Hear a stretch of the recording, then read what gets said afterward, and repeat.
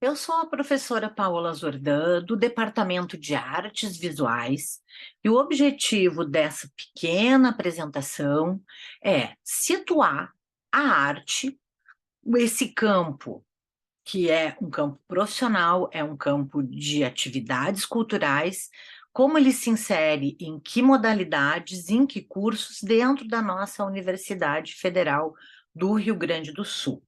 É uma atividade do URGS Portas Abertas 2023, que vai mostrar, né, o que escolhas de cursos para, especialmente pessoal que está no ensino médio.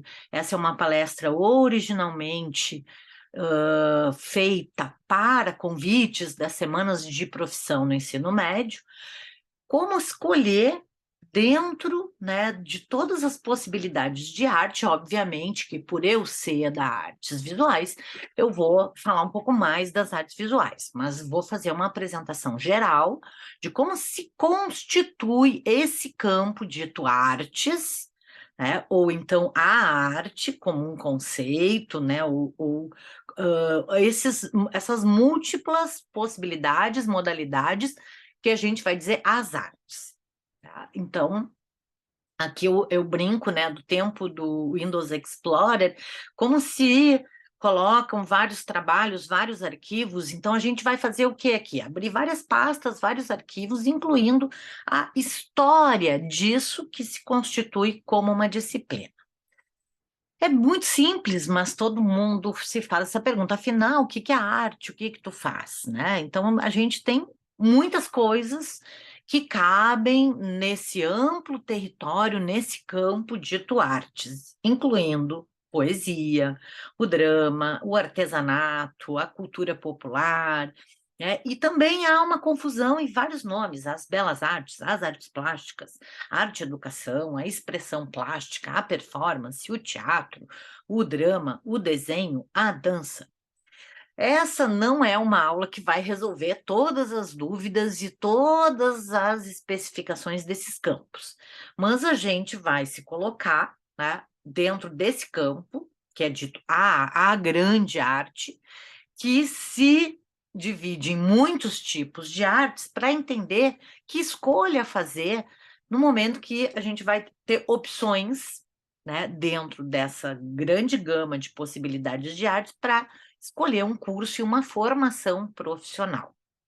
É interessante, isso está nas aulas de história do ensino da arte, de filosofia da arte, entender que há uma definição platônica que vem lá dos romanos, né, da cultura clássica ocidental ou europeia, que vai chamar de arte qualquer procedimento humano que se distingue da natureza.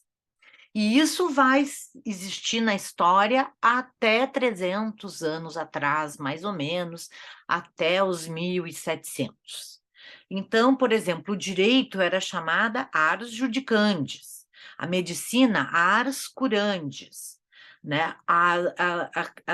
Toda a movimentação militar, as estratégias do exército, ars bellica. Inclusive, há também um conceito de ars erótica, que tem a ver, né, com a questão da corte, né, do casamento, o que depois, hoje, vai ser entendido como casamento. Então, é interessante. Só que o Aristóteles, né, e a definição aristotélica, que que foi menos usada pelos romanos, ela vai separar dois tipos de artes: as ars liberales, que é o conhecimento superior, que está mais livresco, que tinha pergaminhos com aqueles tratados, e a ars servilis, que era uma arte mecânica, uma arte aplicada. Então, essa divisão das artes, ela vai definir o que vem a ser os cursos superiores em arte, as formações que vão ter nas universidades, e as artes que estão disseminadas pela cultura. O currículo medieval, que é a ars liberalis de cunho escolástico, com a distinção aristotélica da arte servil, da arte técnica, da arte aplicada, de uma arte que é as disciplinas tradicionais, ele é aquele que tem as artes liberais, que é a retórica, a capacidade de falar, de elaborar um discurso, a gramática, que vem desde a paideia grega, que é a decifração do signo escrito, a lógica, dialética aristotélica, distinção do verdadeiro e do falso, com todo um sistema, né, quase matemático. E aí, o currículo ainda tinha mais disciplinas que eram as finais, né, da formação escolástica, que era aritmética, as 4 operações, né, somar, subtrair, multiplicar, dividir, a música, isso tudo antes da matemática algébrica, de origem árabe, a música, que era a leitura de partitura e o canto gregoriano, na Idade Média, a geometria e a astronomia. Por que eu distingui aqui com cores a música e a geometria? Porque é o espaço curricular de cursos que hoje existem numa universidade pública. Então, passo aqui para também chamar atenção a algo que já foi considerado artes, que é a arte real, a artes reais, que é a arquitetura, que muitas escolas de arte, nos seus primórdios, no século XVII, XVII, envolviam a arquitetura, que hoje é um curso que é considerado ciências aplicadas, né? Ela está numa outra área, numa outra área de conhecimento, envolvendo também as engenharias. Tá? Então, só para lembrar historicamente que aqui a arquitetura hoje não aparece como uma arte, mas que já houve essa relação.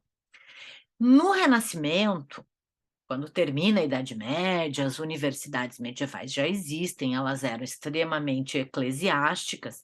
Há uma ideia de que o conhecimento é acessível a todos, e não apenas aqueles doutores da igreja que frequentavam aquelas universidades. Então, há um conceito de ars philosophorum, isso no Renascimento, a partir do século XV e XVI, que é a arte amiga do saber, que implica uma série de saberes, inclusive a anatomia, conhecimentos que vão derivar para a geografia, a física, a química, as disciplinas modernas, as ciências modernas. Mas isso ainda não é chamado de ciência. A ciência só vai ser distinta da arte isso começa a aparecer nos 1600, a partir do século XVII. Aqui eu tenho uma proto-enciclopédia, que é final do século XVII, 1669, onde aparece a Ars Magna, a arte maior, que tem todos os conhecimentos, essa junção de conhecimento, a Ars Magna Scient, uma arte que combina todos os conhecimentos, né? E isso ainda é chamado de arte. O que vai ser ciência vai aparecer só no século XVIII, com uma distinção, né, dessa miscelânea, que até ali eram as artes.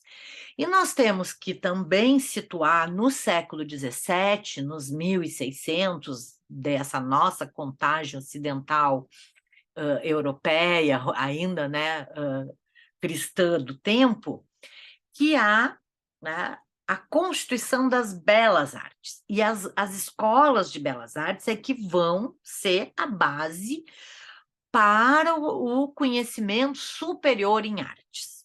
Tá? Então, como as artes liberais tinham livros, tratados, pergaminhos, elas podem ser entendidas como artes livrescas. As belas artes vão surgir a partir de tratados e livros que vão trazer aqui a música. Então, vocês estão vendo aqui, isso aqui é uma bandeira de porta, uma pintura do Francesco de Mura, do século XVII, que traz a alegoria das artes, as alegorias das belas artes, que eram a arquitetura, a escultura, a pintura a música e também a poesia. Vocês vejam que ela tem um livro no pé e ela segura um compasso, ou seja, há toda uma geometria, toda uma geometrização, uma organização espacial, temporal, no caso da música, mais o tempo, no caso do que hoje a gente vai chamar de artes visuais, o espaço, e ainda a poesia com as suas métricas. Então, a astronomia ficaria num plano acima da geometria, né, entre as artes liberais, e a geometria seria a base disso, que envolve daí um conceito renascentista, extremamente antropocêntrico, que é o belo. Tá? O que nós vamos ter que entender aqui hoje, né? Existe duas forças que estão sempre em jogo e que vão envolver, tá, o que a gente culturalmente, socialmente e até em termos de profissão entende como arte. Né? Uma aprendizagem que tem um caráter não institucional, em práticas culturais diversas, em ofícios, e um saber que muitas vezes se dá de modo não formal, né, que não se desenvolve necessariamente num espaço escolar, numa universidade, né, e que está intrínseco à vida, especialmente em culturas não europeias, que disseminam a arte. Nas minhas pesquisas, eu vou descobrir que não existe uma tradução literal para a palavra arte em línguas que não sejam brancas. Porque, por exemplo, para os guaranis, a arte está intrínseca à vida. Né? Por outro lado, a arte, desde o currículo escolástico, ela é um saber legitimado, como nos mostra a disciplina de geometria, numa área curricular fundamental. Então, ela existe e hoje, né, a gente vai ter, desde os anos 1970, a seguinte divisão em 4 modalidades. Artes visuais, visual art, isso aqui é um esquema da McGraw-Hill, que é uma universidade norte-americana, né? Então, assim, as artes visuais, que é a que eu vou falar um pouco mais, a música, o teatro e a dança. Oficialmente, hoje, em quase todos os currículos, em quase todas as organizações educacionais de diversos países, a arte tem essas 4 modalidades. No Brasil, o componente curricular arte na educação básica se divide em 4 modalidades: teatro, música, dança e artes visuais. E os cursos superiores, eles têm dois tipos de formação, os bacharelados e as licenciaturas. Eu vou chamar a atenção disso porque muitas vezes o pessoal entra sem saber a diferença entre bacharelado e licenciatura. A gente já viu isso dentro do curso de artes visuais. A nossa atual Lei de Diretrizes e Bases da Educação Nacional, de 1996, ela divide, né, o conhecimento em 7 áreas: as línguas, especialmente língua portuguesa e línguas estrangeiras, a matemática, as ciências, a arte, as artes, a geografia, a história e a educação física. Então, aqui eu chamo atenção, né, porque isso está definido por lei. O que diferencia uma licenciatura de um bacharelado é que o licenciado, ele está licenciado a atuar na qualquer licenciatura na educação básica, a fazer concursos que o habilitam para o magistério na educação básica, ou seja, ensino fundamental e ensino médio. O bacharel, por sua vez, é formado dentro daquela área de conhecimento para atuar na área de conhecimento nos diversos campos profissionais que aquela área desenvolve. Interessante observar que em alguns outros países, não é o caso do Brasil, a licenciatura tem mais carga horária do que o bacharelado, porque ela implica uma formação pedagógica. Em alguns países, tu só vai ser licenciado após a conclusão do bacharelado, e a licenciatura, ela é um acréscimo, uma formação pedagógica de um bacharel. No Brasil, né, se escolhe um dos cursos, e são formações um pouco distintas, embora, por lei, e por diretriz curricular, as licenciaturas tenham, no mínimo, 40 créditos, 40 horas aula de formação pedagógica e mais de 600 horas de formação pedagógica prática em estágios e práticas curriculares obrigatórias. No Rio Grande do Sul, né, nós temos duas universidades públicas, a Universidade Estadual do Rio Grande do Sul e a Universidade Federal do Rio Grande do Sul, né, na qual está inserida essa fala e essa atividade. Na estadual, nós temos licenciaturas, com ingresso Enem Sisu, na UERGS, campus Montenegro. Agora acho que parece que está vindo aqui algumas aulas para Porto Alegre. E na Universidade Federal do Rio Grande do Sul, a gente tem licenciaturas e bacharelados, que eu vou apresentar aqui agora, com ingresso vestibular específico da Universidade Federal do Rio Grande do Sul, e agora, né, também ingresso pelo Enem, pelo SISU, pela média, né, do Enem. Aqui está o prédio atual do Instituto de Artes, que está sofrendo uma grande reforma nesse momento, por isso essa atividade está sendo gravada, diferente do outro URGS Portas Abertas, ou de quando eu fiz essa apresentação em escolas, nós não temos assim como parar a apresentação, responder, fazer perguntas, né? Então vocês podem deixar perguntas, e à medida que aqui no chat da apresentação, e aí a gente pode ir respondendo, né, questões, mas todas as comissões de graduação dos cursos que eu vou apresentar agora têm atividades no URGS Portas Abertas para responder dúvidas, né? Essa aqui é uma atividade que seria prévia à das comissões de graduação, das congrades, porque ela está mostrando, não sei qual é a diferença entre licenciatura e bacharelado, não sei qual é a diferença entre música e teatro, o que tem dentro de um curso de música, né? Então, algumas pessoas já vão escolhendo.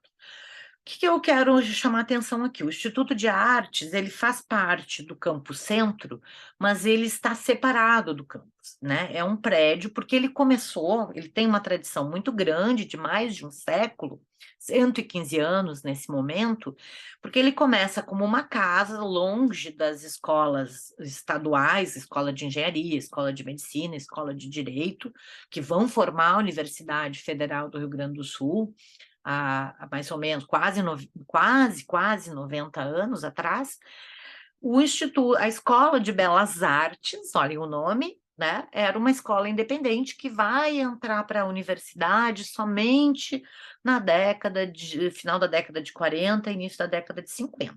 Então, por isso o prédio, né, é um prédio que foi construído pelos docentes, né, foi colocado aqui um esforço coletivo, né, desses mestres que faziam parte. Esse aqui é um projeto do professor Fernando Corona, eu vou mostrar depois para vocês.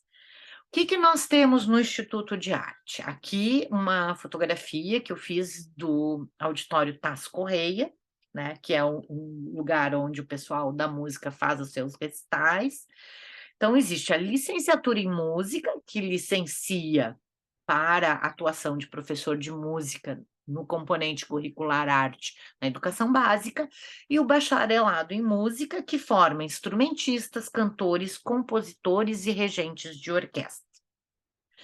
A música tem no seu bacharelado ênfases como o canto, o teclado, que é o piano ou órgão, as cordas ou sopros, que é o violino, a viola, o violoncelo, o violão, a flauta, clarinete, oboé e saxofone, e ainda um bacharelado com uma ênfase em composição musical, assim como a regência coral, e mais recentemente o curso de música popular, né, que tem toda essa questão de inserção cultural, outras modalidades, que não a música erudita, que é aquela música que são todos os instrumentos e ações que implicam a composição de uma orquestra sinfônica.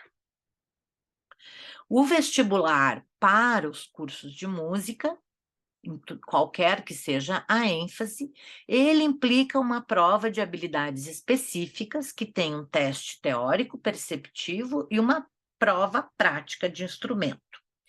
Essa prova específica se justifica porque o Departamento de Música, o DEMUS, oferece cursos de extensão de formação musical para todas as idades, desde bebês, né? Então, as pessoas que querem fazer um curso superior em música, elas têm uma formação musical prévia que é oferecida pela universidade pública. As provas específicas de teatro e artes visuais já existiram, mas elas foram questionadas exatamente por não existir esse espaço formativo prévio que oferece, né, possibilidade para que as pessoas cheguem na universidade com conhecimentos já elaborados. O Departamento de Arte Dramática, que também aí tem as questões de nomenclatura, e essas nomenclaturas elas mudam de acordo com discussões que são acadêmicas e literárias.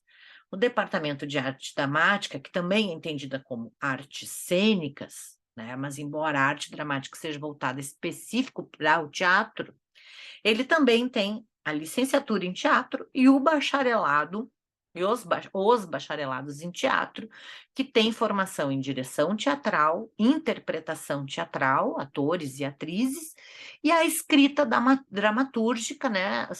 É um curso novo que implica escrever peças teatrais e a dramaturgia, que é o texto teatral. As artes cênicas eram chamadas assim porque elas envolviam a cena, e aí envolviam também a dança. Nós temos na Universidade Federal do Rio Grande do Sul uma licenciatura em dança, que ela é ligada à Escola Superior de Educação Física, a ESEF, num outro campus, que é o campo da Educação Física, que fica no bairro Jardim Botânico. Então, é um curso que tem relação com as artes, é uma modalidade de arte, mas está ligada à Escola Superior de Educação Física, às ciências, né, do movimento. E aí eu falo agora, então, da minha formação, que é as artes visuais, que já foi artes plásticas, tá? Muitos que atuam no campo das artes visuais são formados em artes plásticas, mas a literatura dessa área, que vem das belas artes, passa a usar a designação visual, porque hoje, desde os anos 1960, se compreende que vivemos numa civilização de imagens e que esse conhecimento está centrado na visão e se ocupa das imagens, né, e daquilo que seria a produção visual, audiovisual em alguns aspectos, né, de um campo que deriva historicamente das belas artes. Então, aqui eu trouxe várias coisas, né? Um pouco de geometria, um pouco de hieróglifos, um pouco de iluminuras medievais, né? Várias discussões em torno da presença de imagens na nossa vida.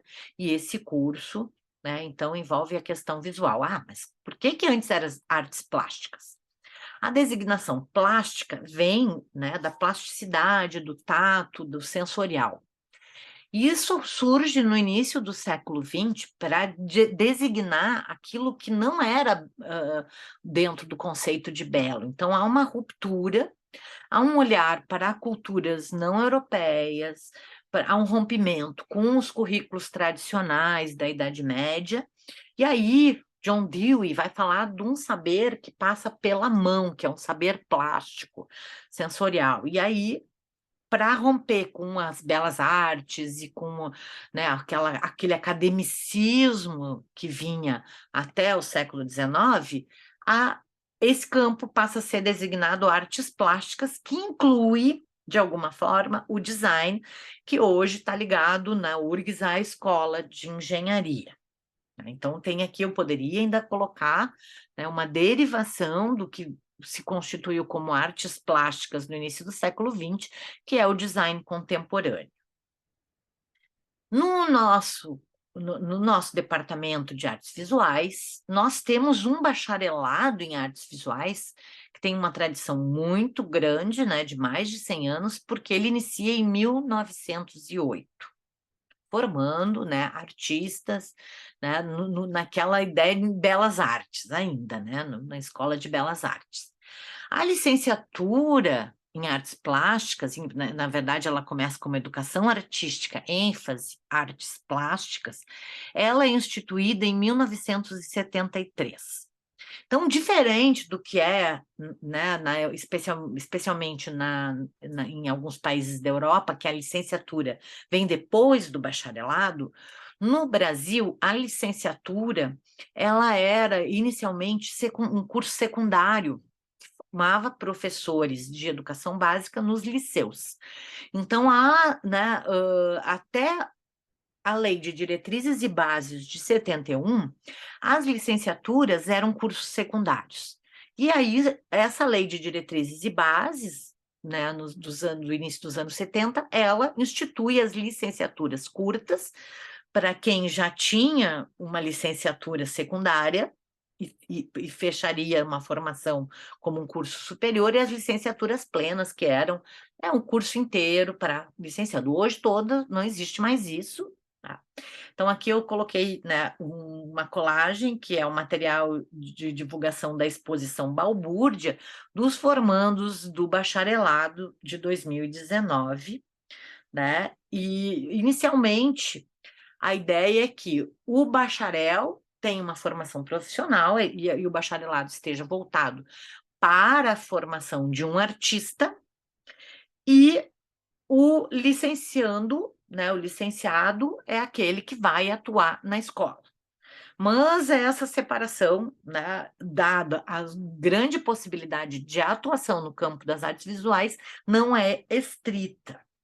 E ainda nós temos criado, né, relativamente recentemente, formou uma média de 10 turmas já, o bacharelado em História da Arte, que existem apenas 3 no Brasil. Porque, em algum momento, o bacharelado tinha uma formação em teoria e crítica da arte. E agora o bacharelado está sendo repensado por uma formação mais artística.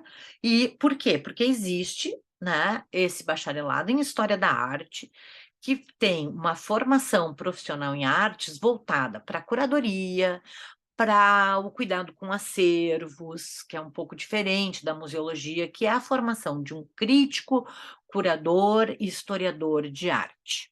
Então, o bacharelado em História da Arte tem uma comissão de graduação própria, um currículo muito específico, muito poucas disciplinas né, relacionadas com disciplinas do bacharelado ou da licenciatura, algumas disciplinas eletivas, mas ele é específico à formação de críticos, teóricos, historiadores de arte, ou então curadores que vão trabalhar com acervos, com artistas, com montagens de exposição.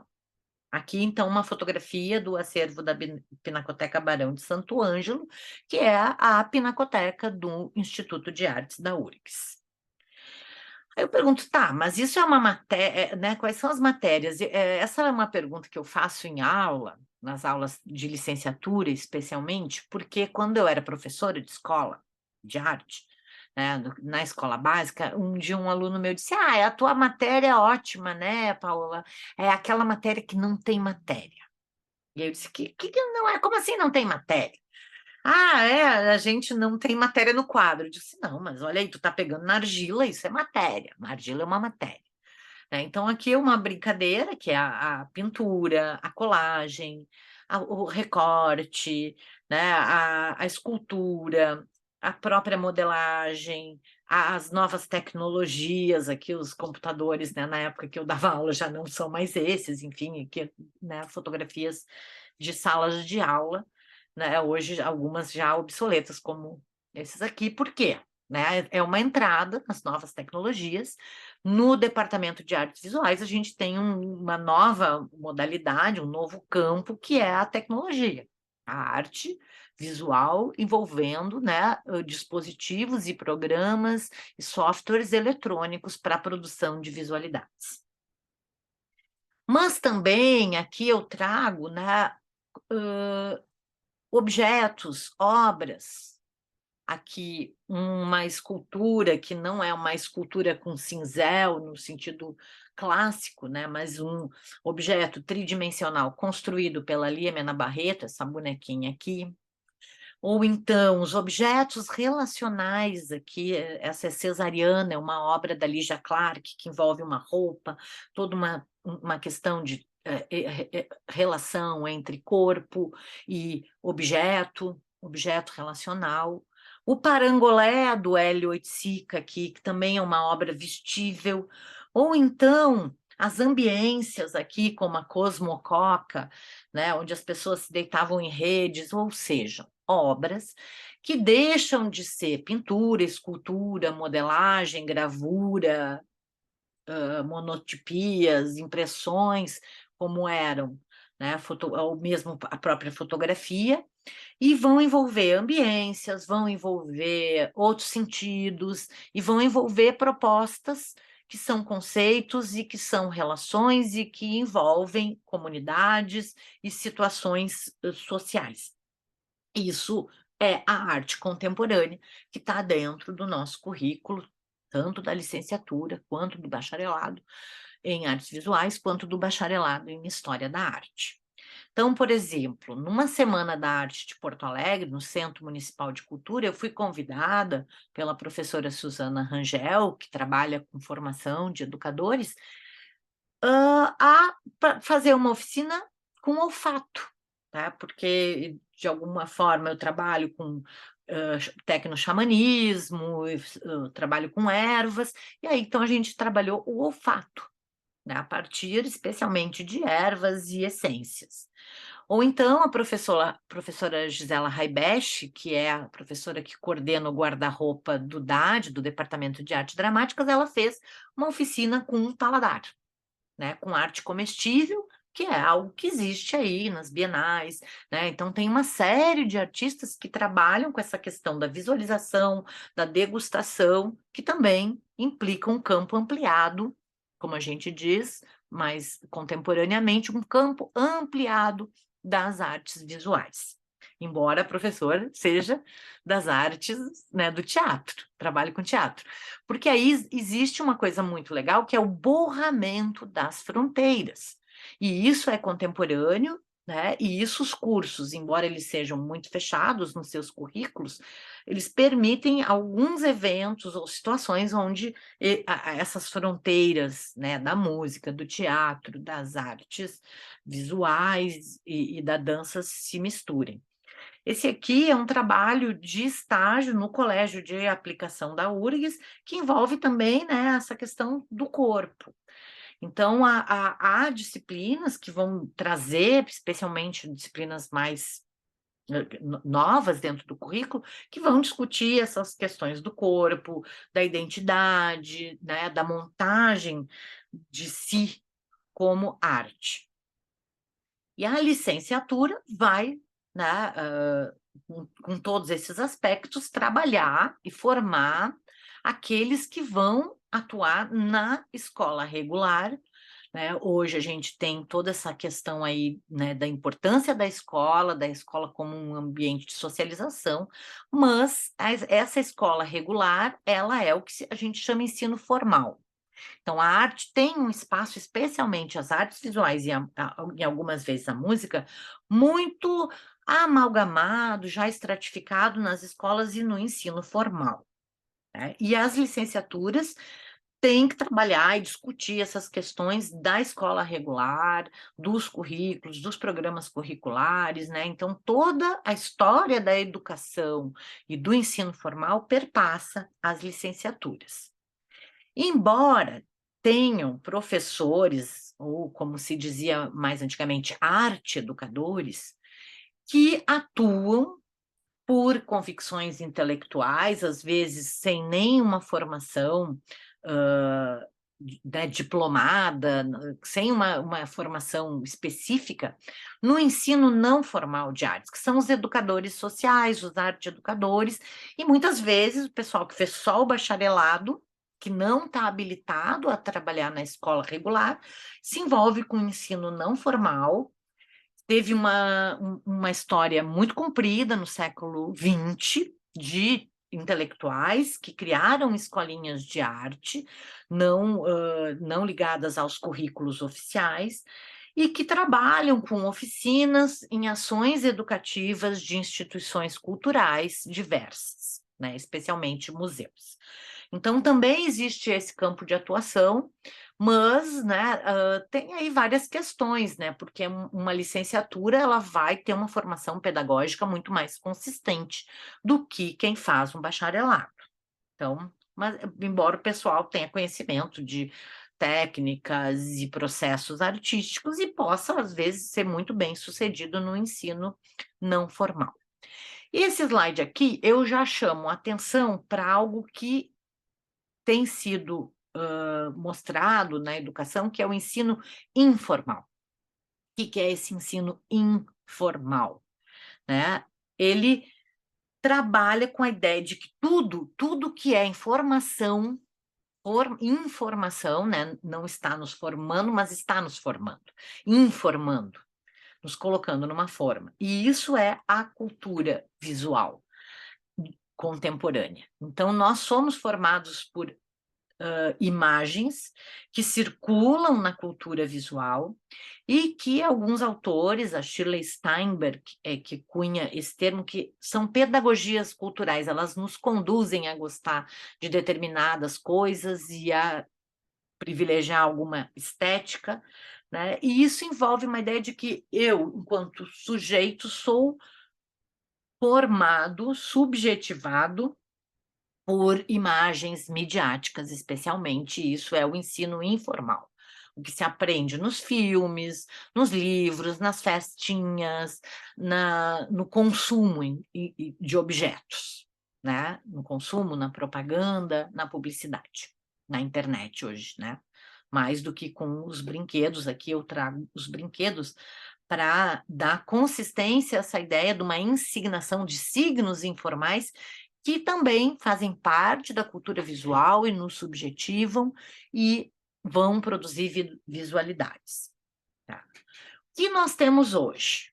Uma série de possibilidades ligadas à arte, inclusive as artes gráficas, capas de livro, museografia articulada, a própria história da arte mais tradicional, a orquestra, a arte de rua, a arte postal, a arte dramatúrgica por excelência, as danças clássicas, as danças populares, tudo isso forma esse grande campo arte, incluindo o carnaval, né? Nós já tivemos situações, incluindo outros conhecimentos, ilustração, tudo, né, constituindo esse campo extremamente rico, diverso, multifacetado, que é a arte.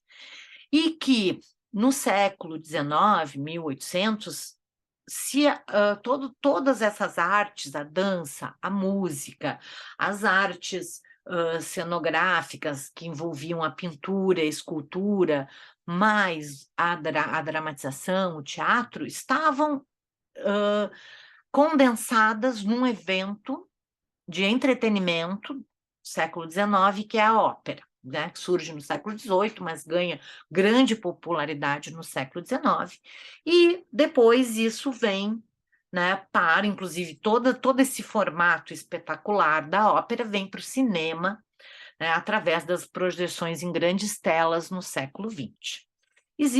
A ópera não existe um curso de ópera, mas, né, no Instituto de Artes, os grandes eventos é a junção de todos os cursos para a produção de operetas, né, de pequenas óperas, dentro dos recursos limitados atualmente, que são os recursos de uma universidade pública.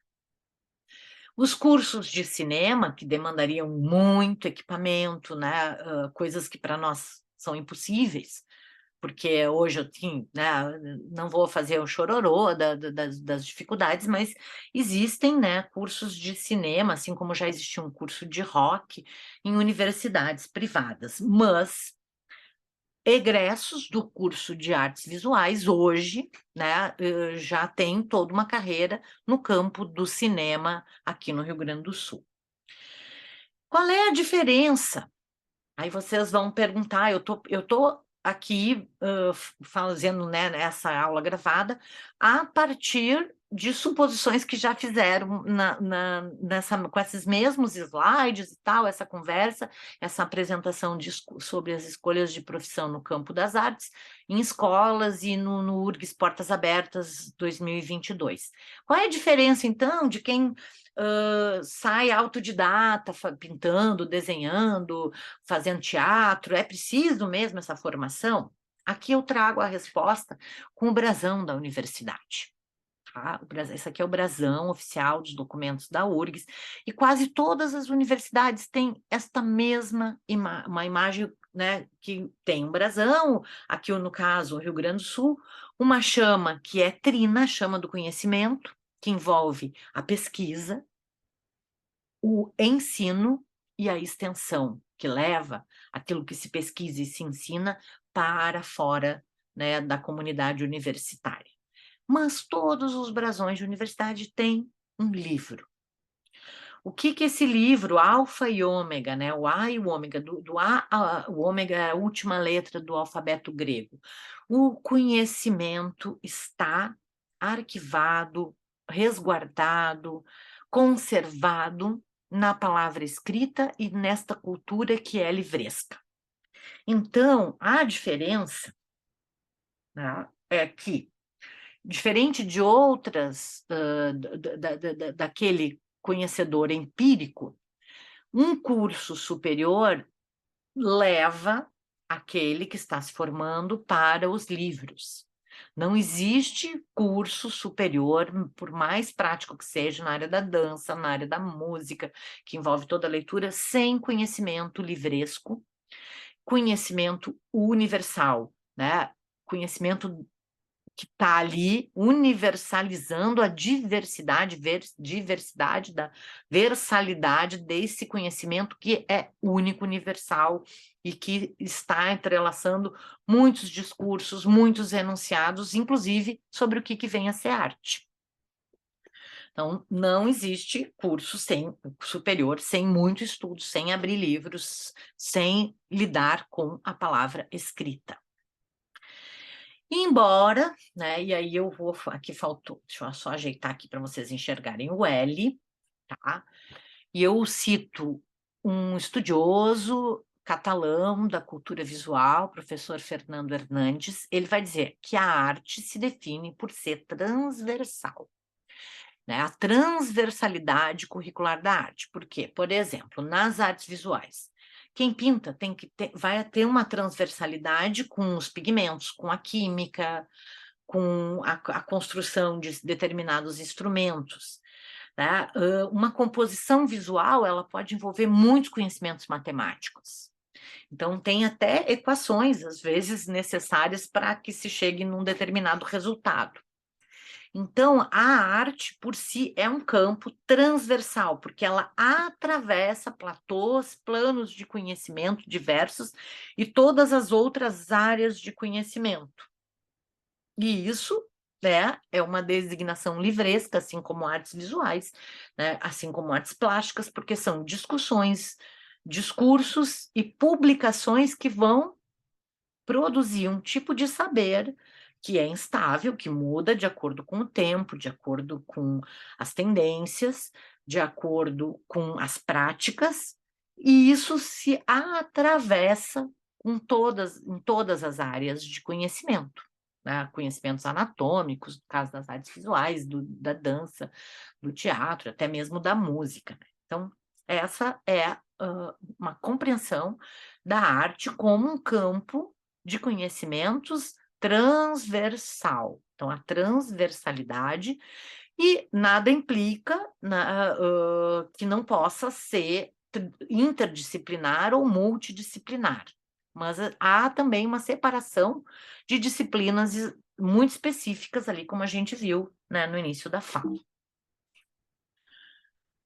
E aqui eu mostro, então, né, antes da pandemia, isso aqui é 2016, né, na época que houve uma grande ocupação estudantil em todas as universidades, porque houveram cortes muito significativos para a educação a nível nacional, né, então era PEC, projeto de 55, mais arte, e aí nós temos hoje, né, o Instituto de Arte sendo reformado para atender ao programa de combate a incêndio, né, o PPCI, e é uma luta muito grande, né, o reconhecimento e manter um instituto de artes, porque a gente enfrenta preconceitos históricos e culturais e que tem um fundo político de que para que serve a arte? A arte não serve para nada, né? E a gente sabe que não, que a arte está em todos os aspectos, em todas as disciplinas do conhecimento, em todos os âmbitos sociais, não apenas da cultura europeia que constituiu as escolas de belas artes e as universidades. Então, aqui, ó, o projeto de 1948, quando foi derrubado o primeiro casarão, era, né, um instituto de arte com todas essas alas enorme aqui, a esquina com a Praça da Santa Casa ali, tá? A Praça Dom Feliciano, fica na frente da Santa Casa, uma rua Senhor dos Passos alargada, né? E hoje a rua Senhor dos Passos, antigo Beco do Cordoeiro, continua muito estreita, né? E o que foi construído foi apenas o pórtico e esse prédio principal, a gente tem um prédio anexo. Então é uma grande luta política pelas boas condições. Então, quando as pessoas, ai, né, eu já vi assim pessoal chegar à recepção de calouros, dizendo assim, não tem trote aqui, porque o trote é entrar aqui dentro e ver como está tudo muito mal conservado. Então, assim, é uma luta muito grande pela conservação, pela infraestrutura, e ela não é uma luta somente dos docentes, né? É uma partilha entre os estudantes, os professores e os técnicos administrativos que atuam no Instituto de Artes, nos 7 cursos. Vamos só retomar quais são os 7 cursos. As licenciaturas, tá? Em teatro, música e artes visuais, 3 licenciaturas, e os 4 bacharelados em história da arte, teatro, música e artes visuais.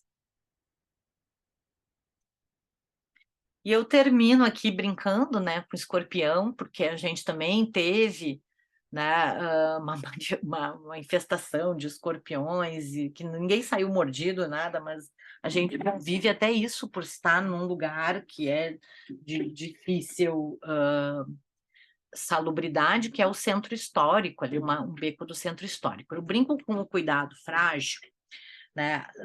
Várias obras e trabalhos, desde um artista que todo mundo vai conhecer, no momento que começar a estudar arte, que é o Antônio Dias, né? Que o frágil, ele está, né, tanto na embalagem da obra de arte, que vai de um lugar para o outro para ser exposta, como também dentro dessa posição política da arte na sociedade. Nós temos que, né, lutar muito.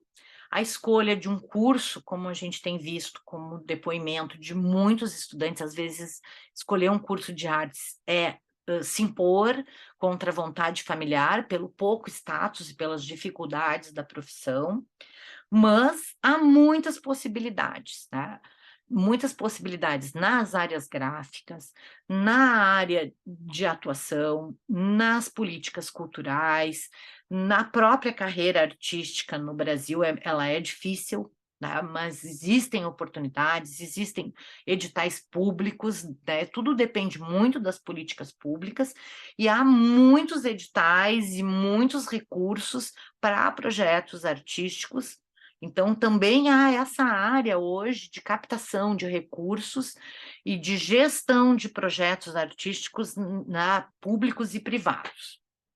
Então, há, né, muitas lutas de leis que vão isentar a iniciativa privada quando ela apoia a arte. Há muitos institutos culturais no Brasil que estão fomentando a arte, e tudo isso, então, possibilita, né, uma carreira, sim, às vezes com muito mais segurança que outras áreas mais tradicionais, que estão com o mercado muito saturado.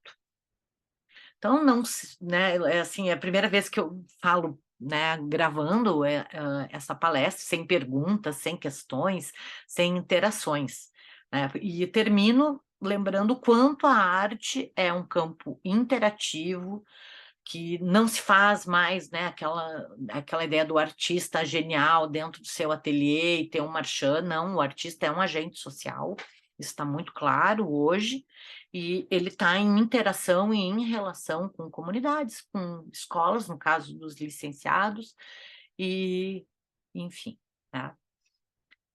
Fica a possibilidade aí de fazerem perguntas e acompanhem as especificidades das congrades, do que está sendo oferecido aqui no URGS Portas Abertas, pelas comissões de graduação desses cursos. Tá? Última questão, a comissão de graduação, ela não distingue bacharelado e licenciatura, porque existem apenas 17 licenciaturas no âmbito da universidade. Então, as comissões de graduação são dos cursos Ciências Sociais, História, é uma comissão de graduação só. Mas essa questão do que é a licenciatura e o que é o bacharelado, em geral, a conversa no Portas Abertas com as comissões de graduação, o coordenador de curso e outros docentes que fazem parte dessa comissão que atende os alunos, eles vão responder possíveis dúvidas que ficaram aqui da minha fala. Tá? Espero ter dado um bom panorama. Muito obrigada.